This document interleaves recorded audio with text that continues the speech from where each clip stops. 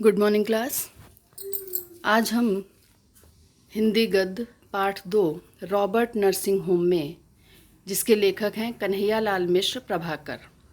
पहले तो लेखक का जीवन परिचय पढ़ेंगे, जिसे आप जिन बच्चों ने नहीं लिखा है उसे लिखना है कॉपी में।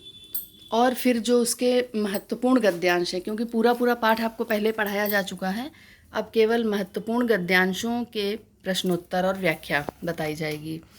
तो हम आरंभ करते हैं। जीवन परिचय कैसे लिखना है पहले भी बताया जा चुका है, और फिर से एक बार ध्यान से सुन लीजिए और इसी तरह आप परीक्षा में लिखेंगे, जिससे कि अच्छे अंक आ सकें।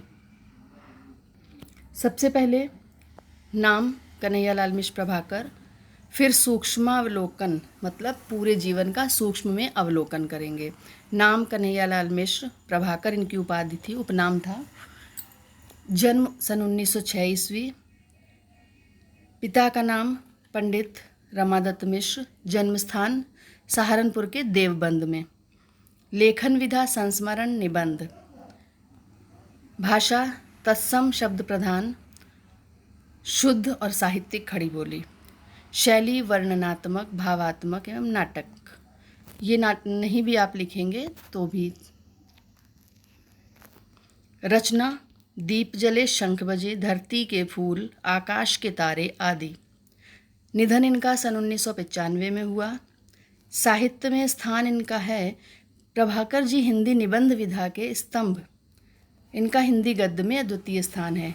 निबंध में विशेषकर इन्होंने संस्मरण और रिपोर्टाज विधा में लिखा है।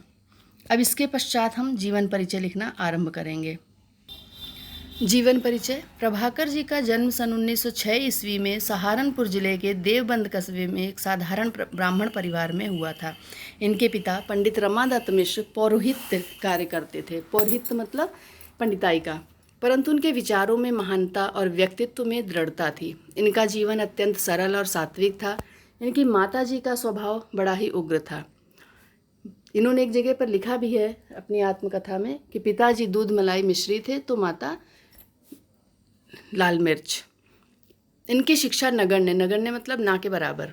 अपनी शिक्षा के विषय में इन्होंने लिखा कि हिंदी शिक्षा सच माने तो पहली पुस्तक के दूसरे पाठ ख ट म ल, मतलब जब बच्चे को एक एक अक्षर जोड़कर लिखना सिखाया जाता है वहाँ तक ही सिर्फ इन्होंने हिंदी पढ़ी और इतने बड़े हिंदी के विद्वान बने। साधारण संस्कृत पढ़ी, बस कौन सी साधारण संस्कृत, बस हरिओम ईश्वर का नाम तक, श्लोक वगैरह, यानी बाप पढ़े ना हम। जब ये खुर्जा के संस्कृत विद्यालय में पढ़ते थे तब प्रसिद्ध राष्ट्रीय नेता आसफ अली के ओजस्वी भाषण को सुनकर परीक्षा छोड़ दी और स्वतंत्रता संग्राम में सक्रिय भाग लेने लगे। इसके बाद इन्होंने अपना संपूर्ण जीवन राष्ट्र सेवा में लगा दिया। मिश्र जी सन 1930 ईस्वी से 1932 ईस्वी तक और 1942 से 1942 ईस्वी में जेल में रहे। राष्ट्र के उच्च नेताओं के संपर्क में आए। भारत की स्वतंत्रता के पश्चात इन्होंने अपना जीवन पत्रकारिता में लगा दिया। ये एक सजग पत्रकार थे। सहारनपुर से नया जीवन, ये याद रखिएगा, बहुत ही महत्वपूर्ण है। इतिहास के प्रश्नों में आता है कि नया जीवन और विकास के संपादक बताइए, तो कन्हैयालाल मिश्र। कहाँ से? सहारनपुर से। मासिक पत्र निकालने के साथ साथ साहित्य सृजन में भी लगे रहते थे। इनके लेख राष्ट्रीय जीवन के मार्मिक संस्करणों की, मार्मिक संस्करण मतलब जो मन को छू लेने वाले कुछ पड़ाव हैं, कुछ घटनाएं हैं, की सजीव झांकियां हैं, जिसमें भारतीय स्वाधीनता के इतिहास के महत्वपूर्ण पृष्ठ भी हैं। 9 मई 1995 ईस्वी को इस महान साहित्यकार की मृत्यु हो गई। साहित्यिक योगदान। प्रभाकर जी हिंदी के लघु कथा, रेखाचित्र, संस्मरण, रिपोर्टाज एवं ललित निबंध लेखकों में से एक हैं। ये भारत की स्वतंत्रता की लालसा देकर साहित्य क्षेत्र में अवतीर्ण हुए। इन्होंने अनेक नई विधाओं पर फुटकर रचनाएं की और पत्रकारिता के क्षेत्र में अपूर्व सफलता प्राप्त की। इन्होंने पत्रकारिता को स्वार्थ सिद्धि का साधन न बनाकर महान मानवीय मूल्यों की स्थापना की। इनकी पत्रकारिता में इनका मानवतावादी दृष्टिकोण देखने को मिलता है। ये एक आदर्श पत्रकार के रूप में हिंदी जगत में प्रतिष्ठित हुए। इनके पत्रों में तत्कालीन का अर्थ है उस समय के सामाजिक, राजनीतिक और शैक्षिक समस्याओं पर इनके निर्भीक और आशावादी विचारों का परिचय मिलता है।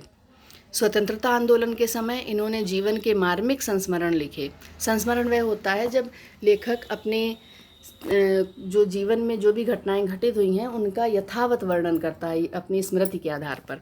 इनके संस्मरणों में इनके व्यक्तित्व के साथ साथ भारतीय स्वतंत्रता संग्राम के इतिहास की झांकी भी मिलती है। इस प्रकार आदर्श पत्रकार, संस्मरण लेखक, रिपोर्टाज लेखक के रूप में प्रभाकर जी की साहित्य साधना चिरस्मरणीय। चिरस्मरणीय का अर्थ है हमेशा याद रखने योग्य। रचनाएं। प्रभाकर जी ने हिंदी की विविध विधाओं में साहित्यिक रचना की। अभी तक इनके 9 ग्रंथ प्रकाशित हो चुके हैं। रेखा चित्र हैं महके आंगन चहके द्वार, जिंदगी मुस्कुराई, माटी हो गई सोना, भूले बिसरे चेहरे। लघु कथाएं हैं आकाश के तारे, धरती के फूल, संस्मरण, दीप जले शंख बजे। ललित निबंध हैं क्षण बोले कण मुस्के। ललित निबंध वह होता है जहाँ किसी प्राकृतिक या प्रकृति से संबंधी किसी वस्तु को आधार बनाकर मानव जीवन के या मानव मूल्यों की का वर्णन किया जाए। संपादन नया जीवन विकास, 2 पत्रों का संपादन किया। इसके बाद हेडिंग देखते हैं। इसके बाद भाषा शैली। प्रभाकर जी की भाषा, जितना अंडरलाइन करेंगे उतना कॉपी में लिखना है आपको। देखिए 3 घंटे में पूरा पेपर करना होता है, तो हम बहुत ज़्यादा नहीं लेकिन जितना लिखेंगे उतना सॉलिड लिखेंगे।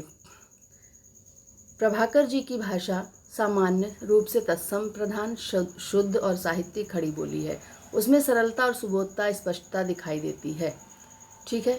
मुहावरों और लोकोक्तियों के प्रयोग ने इनकी भाषा को और अधिक सजीव व्यवहारिक बना दिया है। इसके बाद प्रभाकर जी ने भावात्मक, वर्णनात्मक, चित्रात्मक, नाटकीय शैली का प्रयोग मुख्य रूप से किया है और इनके साहित्य में स्थान स्थान पर व्यंग्यात्मक शैली के भी दर्शन होते हैं। इतना है ये शैली। अब जीवन परिचय की अंतिम हेडिंग होती है साहित्य में स्थान। श्री कन्हैयालाल मिश्र प्रभाकर शिल्प और वस्तु दोनों ही दृष्टियों से समर्थ गद्यकार हैं। इनकी लघु कथाएं भावपूर्ण हैं और संस्मरणों में राष्ट्रीय जीवन की मार्मिक झांकी है। ये मानव मूल्यों के सजग प्रहरी के रूप में एक आदर्शवादी पत्रकार थे। देश तथा हिंदी भाषा की असाधारण सेवा के कारण हिंदी गद्य साहित्य में इनका महत्वपूर्ण स्थान है। तो यहाँ से जीवन परिचय हो गया। अब हम पाठ के जो प्रमुख गद्यांश हैं उनका अध्ययन करेंगे। सबसे पहले हम ये जान लें कि जो इन्होंने ये पाठ लिखा है रॉबर्ट नर्सिंग होम में। नर्सिंग होम का नाम है रॉबर्ट नर्सिंग होम, इंदौर में स्थित है ये इंदौर किसी एक, क्योंकि पत्रकार थे तो किसी रिपोर्ट को कवर करने के लिए वहाँ पर गए थे। तो जिनके यहाँ गए थे वो बीमार हो गई। अब गए तो थे अतिथि बनकर, पर वहाँ पर जाकर खुद आतिथेय बनना पड़ा। तो उनकी सेवा में उन्होंने अस्पताल लेकर गए। उस अस्पताल में उन्होंने देखा जहाँ एक महान संत मदर टेरेसा से इनका सामना हुआ, साक्षात्कार हुआ और उनके गुणों को देखकर, उनके रूप को देखकर, उनकी सेवा को देखकर इतने अधिक ये मुग्ध हुए, प्रभावित हुए कि इन्होंने एक अलग ही छवि उनकी अपनी बना ली और सभी के मन में मदर टेरेसा के बारे में जो सम्मान है वो उनकी सेवा के कारण है। तो लेखक कहते हैं, मैंने बहुतों को रूप से पाते देखा, बहुतों को धन से, कि बहुत लोग इस संसार में अपने रूप से प्रशंसा पाते हैं और बहुत से धन से पाते हैं। किसी के पास धन होता है तो लोग धन के कारण उसकी प्रशंसा करते हैं, उसका सम्मान करते हैं। कुछ गुणों से भी पाते हैं। लेकिन मानवता के आंगन में समर्पण और प्राप्ति का ये अद्भुत सौम्य स्वरूप, कि मानवता के आंगन में जो अस्पताल था वो किसी का घर नहीं, वहाँ कोई किसी का रिश्तेदार नहीं, कोई संबंधी नहीं था, फिर भी पूरा समर्पण, रोगियों को ठीक करने का जो भाव था, उनकी चिंता, उनकी सेवा का जो एक निश्चय था, वह देखकर लेखक कहता है कि मैंने वो अद्भुत सौम्य स्वरूप अपनी आँखों से देखा। ऐसे तो मैं सोचने लगा कि अब कोई अपनी पीड़ा से किसी को पाए और किसी का उत्सर्ग सदा किसी को पीड़ा के लिए ही सुरक्षित रहे। मतलब कोई अपने दर्द से किसी को कैसे पा सकता है, वो वहाँ जाकर मैंने अनुभव किया। और कोई किसी के दर्द के लिए अपना सारा जीवन, अपनी उन्नति, अपना विकास सब दूसरों की सेवा में लगा दे, ऐसा अद्भुत स्वरूप मैंने वहाँ देखा। पाठ के लेखक का नाम, पाठ का नाम और लेखक का नाम आपको लिखना है। आगे उत्तर बताए जाएंगे। रेखांकित अंश की व्याख्या। लेखक ने समर्पण और प्राप्ति का कौन सा अद्भुत सौम्य स्वरूप देखा। प्रायः गुणी व्यक्ति का लोगों पर क्या प्रभाव पड़ता है। प्रस्तुत गद्यांश के माध्यम से लेखक ने किसकी झांकी प्रस्तुत की है। तो पहला उत्तर है प्रस्तुत गद्यावतरण हमारी पाठ्यपुस्तक गद्य गरिमा में संकलित प्रसिद्ध रिपोर्टाज और संस्मरण लेखक। देखिए आप इस तरह से जब इसमें विशेषण जोड़ेंगे तो निश्चित ही आपको अच्छे अंक मिलेंगे, पूरे 2 अंक मिलेंगे। लेखक श्री कन्हैयालाल मिश्र प्रभाकर द्वारा लिखित रॉबर्ट नर्सिंग होम में पाठ या निबंध से अवतरित है। दूसरी तरह से आप लिख सकते हैं, जैसे पूछा जाए, संदर्भ पूछा जाए तो ऊपर वाला तरीका, और केवल पाठ का नाम लेखक पूछा जाए तो ये वाला तरीका है। रेखांकित अंश की व्याख्या। लेखक कहता है कि मैंने संसार में बहुत से ऐसे व्यक्तियों को देखा है जो अपनी विशिष्ट विशेषताओं से लोगों को अपना बना लेते हैं। ये पूरा यहाँ पर दिया हुआ है। कुछ लोग अपने रूप सौंदर्य के द्वारा अपने लोगों को अपनी ओर आकर्षित करते हैं। कुछ ऐसे होते हैं जिनके पास अपार धन होता है, उसके बल पर वो प्रभाव जमाते हैं। कुछ दूसरों को अपना बना लेते हैं। सारी चीज़ें आपको समझा दी गई हैं पहले भी।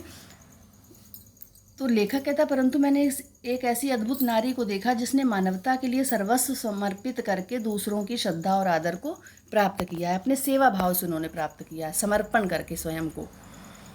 तीसरा है समर्पण और प्राप्ति का अद्भुत सौम्य स्वरूप देखा। कौन सा? कि कोई किसी अपनी पीड़ा से किसी को पाए और किसी का उत्सर्ग सदा किसी को पीड़ा के लिए सुरक्षित रहे। चौथा है प्रायः गुणी व्यक्ति का लोगों पर यह प्रभाव पड़ता है कि वे अपने गुणों के द्वारा दूसरों को अपना बना लेते हैं। पांचवा है प्रस्तुत गद्यांश के माध्यम से लेखक ने विश्व प्रसिद्ध मानव सेविका मदर टेरेसा की सेवा भावना एवं आत्मत्याग की मनोरम झांकी प्रस्तुत की है। अगला गद्यांश है, यह अनुभव कितना चमत्कारी है। लेखक ने जो वहाँ अनुभव प्राप्त किया, लेखक कहता है कितना चमत्कारी है ये अनुभव। ऐसे लगता है कि जैसे आंखों देखते जादू हो रहा है, चमत्कार हो रहा है सामने। यहाँ जो जितनी अधिक बूढ़ी है, वहाँ जितनी भी नर्सेस थीं, मदर टेरेसा, उनसे अधिक आयु की एक मदर मार्गरेट थी, तो और मदर टेरेसा से कम उम्र की भी एक नर्स थी, क्रिस्ट हेल्ड। तो लेखक कहता है जो जितनी अधिक उम्र की वो उतनी अधिक। सामान्यतः क्या होता है कि उम्र बढ़ने के साथ साथ व्यक्ति की उत्फुल्लता, उसकी मुस्कान कम हो जाती, गंभीर रहने लगता है, परंतु वो सेवा भाव में इतना अधिक डूबी हुई थी कि मानव सेवा में उन्हें ईश्वर दिखाई देता था और उस ईश्वर के दर्शन करके वो हमेशा मुस्कुराती थी, प्रसन्न होती थी। जैसे रोगी ठीक होते थे वो खुश होती थी, और वो प्रसन्नता, वो तेज, वो प्रकाश उनके चेहरे पर दिखाई देता था। जब भी अच्छे कार्य करते हैं तो वो खुशी हमारे चेहरे पर अलग दिखाई देती है। यह किस दीपक की ज्योत है? लेखक सोच में पड़ गया कि कौन से दीपक की ये ज्योति है जो चमक रही है। जागरूक जीवन की, मतलब जो जीवन हमेशा सावधान रहता है, सतर्क रहता है, वो जीवन है। लक्ष्यदर्शी जीवन, मतलब कोई एक लक्ष्य बना रखा है, लक्ष्य दिखने वाला जीवन, या सेवा निरत जीवन की? एक्सक्लेमेटरी मार्क लगा है, विस्मयादि बोधक। तो लेखक ये स्वयं से प्रश्न करता है सारे। अपने विश्वासों के साथ एकाग्र जीवन की। भाषा के भेद रहे हैं, रहेंगे भी, पर यह ज्योत विश्व की सर्वोत्तम ज्योति। लेखक कहता है कि संसार में मनुष्य ने आपस में दीवारें खड़ी कर रखी हैं, भाषा के आधार पर बांट रखा है एक दूसरे को, और वो भेद रहेंगे भी, एक देश का दूसरे देश के साथ, एक जाति का दूसरी जाति के साथ, परंतु ये जो सेवा की ज्योति है, ये विश्व की सर्वोत्तम ज्योति है। हर व्यक्ति को यह ज्योति जलानी चाहिए। अब ये प्रश्न दिए हुए हैं, इनका उत्तर देखते हैं। पहला उत्तर ठीक उसी तरह से है। दूसरा रेखांकित अंश की ये व्याख्या, ठीक है, ये सारे आपको समझा दिए गए हैं। अब इसके पश्चात अगला एक और गद्यांश। नश्तर तेज था, चुभन गहरी, मदर का कलेजा उससे अछूता रहा। लेखक ने जो पूछा, क्या पूछा था कि एक जो नर्स थी वहाँ पर, सिस्टर क्रिस्ट हेल्ड, वो और मदर टेरेसा दोनों एक साथ रहती थी। एक जर्मनी की थी, एक जापान की थी। दोनों देश आपस में परस्पर कट्टर दुश्मन थे। तो लेखक कहता है कि लेखक ने जानने का प्रयास किया कि दोनों आपस में रहती हैं, कहीं इनके मन में अपने देश के कारण कोई भेदभाव तो नहीं, आपस में मनमुटाव तो नहीं। ये जानने के लिए लेखक ने कहा ऐसे कि हिटलर बुरा था, उसने लड़ाई छेड़ी। तो मदर ने क्या कहा? मदर को कोई फ़र्क नहीं पड़ा, क्योंकि जब वो अपना देश छोड़कर भारत में पूरा जीवन अपना सेवा में समर्पित कर सकती हैं, तो उनके लिए क्या बुरा और क्या अच्छा? वो तो केवल सेवा भाव में समर्पित थी। तो उन्होंने क्या जवाब दिया कि हिटलर बुरा था, उसने लड़ाई छेड़ी, पर उससे इस लड़की का घर भी तो ढह गया। क्या कहा उन्होंने कि अगर युद्ध हुआ, लड़ाई हुई, तो उसमें जितना नुकसान जर्मनी का हुआ, जितनी हानि उसे हुई और उतनी ही जापान को हुई। दोनों, इसका भी घर गिरा, मेरा भी, क्योंकि युद्ध कभी ये नहीं देखता कि किसका लाभ है, किसकी हानि है। हम दोनों एक। मदर टेरेसा ने झूम में इतने गहरे डूब कर कहा कि जैसे मैं उनकी लड़की को छीन रहा था। उन्होंने पहले ही दांव में मुझे चारों खाने दे मारा, मतलब पहले ही ऐसे जवाब दे दिया कि लेखक निरुत्तर हो गया। मैं सोचता रहा, मनुष्य मनुष्य के बीच मनुष्य ने कितनी दीवारें खड़ी की हैं। लेखक सोच में पड़ गया कि अगर हम सभी ये सोचें कि हम मानव हैं केवल, तो सारे भेदभाव मिट जाएं, सारे झगड़े समाप्त हो जाएं, विश्व बंधुत्व की भावना से अगर हम जिएं तो पूरे संसार में प्रेम का प्रकाश हो, जैसे वो जी रही थी। लेकिन मनुष्य ने ऊंची दीवारें, कौन सी, मजबूत, फौलादी, जो कभी नहीं गिर सकती, भूगोल की दीवारें, भूगोल का मतलब सीमाओं में बांध रखा है। जाति के वर्ग की दीवारें, कितनी मनहूस, कितनी नगण्य, पर कितनी अजय। मैंने इसके आगे का हम लोग पढ़ चुके हैं। अब इसके प्रश्नोत्तर। पहला प्रश्न वैसे ही है। दूसरा, मनुष्य ने मनुष्य के बीच किस प्रकार की दीवारें खड़ी की हैं? मनुष्य ने मनुष्य को लड़ाने के लिए जाति, धर्म, वर्ग, भौगोलिक सीमा आदि की दीवारें खड़ी की हैं। ये दीवारें इतनी विशाल हैं कि इन पर विजय पाना मनुष्य की सामर्थ्य में नहीं है। लेखक ने व्यक्तियों को किन कारणों से प्रसिद्धि प्राप्त करते देखा? लेखक ने अनेक व्यक्तियों को रूप, सौंदर्य, आर्थिक संपन्नता, सद्गुणों, सद्व्यवहार के कारण प्रसिद्धि प्राप्त करते हुए देखा। प्रस्तुत गद्यांश से हमें क्या संदेश मिलता है? प्रस्तुत गद्यांश के माध्यम से हमें संदेश मिलता है कि मदर टेरेसा के मानवतावादी दृष्टिकोण को स्पष्ट करते हुए हमें लेखक ने संदेश दिया है कि हमें उदार मन, सद्भावना और निस्वार्थ भाव से मानव सेवा करनी चाहिए। जिसे जीता ना जा सके उसके लिए अजेय, पाठ में आया है ये शब्द अजेय। अगला गद्यांश, आदमियों को मक्खी बनाने वाला कामरूप, यहाँ नंबर चेंज कर लीजिए, कामरूप का जादू नहीं, मक्खियों को आदमी बनाने वाला जीवन का जादू। मतलब ऐसा जादू नहीं था उनमें कि आदमियों को कामरूप अपने वश में करके जो मन चाहे वो कराएं, बल्कि ऐसा कि एक अकर्मण्य आलसी व्यक्ति भी हंसता खेलता और कार्यशील हो जाए। ऐसी थी वो जादू की पुड़िया मदर मार्गरेट। कद इतना नाटा कि उन्हें गुड़िया कहा जा सके। छोटे कद की थी, गुड़िया की तरह सुंदर। उनकी चाल में गजब की चुस्ती, कदम में फुर्ती, व्यवहार में मस्ती, हंसी उनकी यूं कि जैसे मोतियों की बोरी खुल पड़ी हो। हंसती थी तो लगता था कि मोती बिखर रहे हैं। काम यूं कि मशीन मात माने। भारत में 40 वर्षों से सेवा में रसलीन, जैसे और कुछ उन्हें जीवन में अब जानना ही नहीं। 40 वर्षों से उन्होंने अपने जीवन के 40 वर्ष भारत को दिए। प्रश्न है, मदर मार्गरेट कौन थी? उनके व्यक्तित्व का वर्णन किस रूप में किया है? मदर मार्गरेट नर्सिंग होम की सबसे वृद्ध नर्स थीं। उनका कद एक गुड़िया की भांति छोटा था। वे व्यवहार में खुशमिजाज एवं फुर्तीले स्वभाव की थी।